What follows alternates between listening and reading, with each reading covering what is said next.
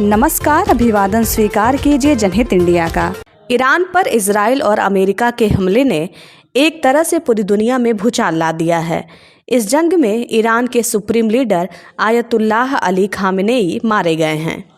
Israel और America के इस हमले की सभ्य समाज में निंदा हो रही है। यह कृत्य मानवता को शर्मसार करने वाला कृत्य है, क्योंकि किसी भी देश के नेता को, चाहे वह कितना भी बुरा क्यों न हो, उसे हटाने या सजा देने का सार्वभौमिक अधिकार उस देश की जनता को होना चाहिए, न कि दादागिरी करने वाले किसी दूसरे देश के नेताओं को। तो आइए जानते हैं कि कौन थे अली हुसैनी खामेनेई। अली हुसैनी खामेनेई एक ईरानी शिया उलेमा और राजनेता थे, जिन्होंने 1989 से 2026 में अपनी हत्या तक ईरान के दूसरे सर्वोच्च नेता के रूप में सेवा की। वे 1981 से 1989 तक ईरान के राष्ट्रपति भी रहे। सर्वोच्च नेता के रूप में उनका कार्यकाल उन्हें मध्य पूर्व का सबसे लंबे समय तक सेवा करने वाला राष्ट्राध्यक्ष बनाता है, और इस प्रकार वह शाह मोहम्मद रजा पहलवी के बाद सबसे लंबे समय तक शासन करने वाला ईरानी नेता थे। खामेनेई परिवार में पैदा हुए और अपने गृहनगर मशहद में हौजा में अध्ययन किया।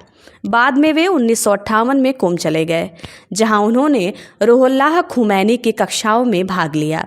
वे शाह मोहम्मद रजा पहलवी के शासन के विरोध में शामिल हुए और 6 बार गिरफ्तार हुए तथा 3 वर्षों के लिए निर्वासित किए गए। वे 1978 से 1979 की ईरानी क्रांति के प्रमुख नेताओं में से एक थे और क्रांति के बाद नवगठित इस्लामी गणराज्य में कई पदों पर रहे। क्रांति के बाद वे एक हत्या के प्रयास का शिकार हुए, जिससे उनका दाहिना हाथ स्थायी रूप से क्षतिग्रस्त हो गया। उन पर इजराइल द्वारा हत्या के लगातार खतरे भी बने रहे।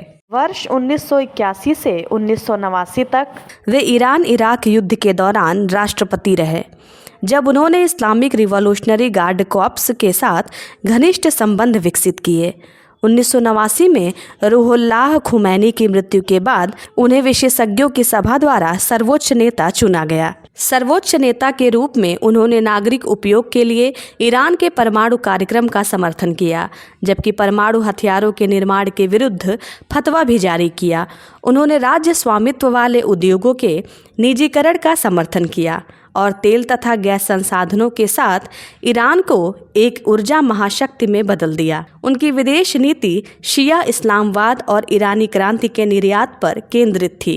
उन्होंने IRGC को घरेलू नियंत्रण और क्षेत्रीय प्रभाव के प्रमुख साधन में बदलने में महत्वपूर्ण भूमिका निभाई।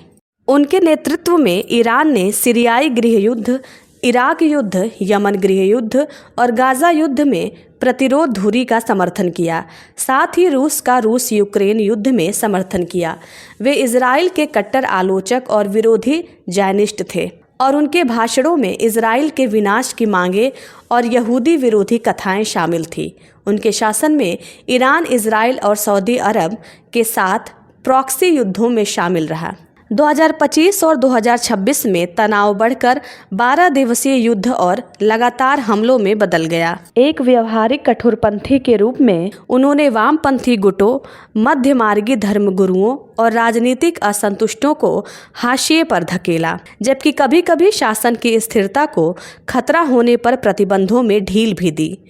उनके शासनकाल में कई विरोध प्रदर्शन हुए, जिनमें 1999 छात्र आंदोलन, 2009 चुनाव विरोध, 2011-12 विरोध, 2017-18 विरोध, 2018-19 हड़तालें और विरोध, 2019-20 विरोध, महसा अमीनी विरोध और 2025-26 विरोध शामिल हैं। पत्रकारों और ब्लॉगर्स को अक्सर सर्वोच्च नेता का अपमान करने और धर्मनिंदा के आरोपों में मुकदमे का सामना करना पड़ा। 28 फरवरी 2026 को इजराइल अमेरिका के हवाई हमले में खामेनेई की मृत्यु हो गई।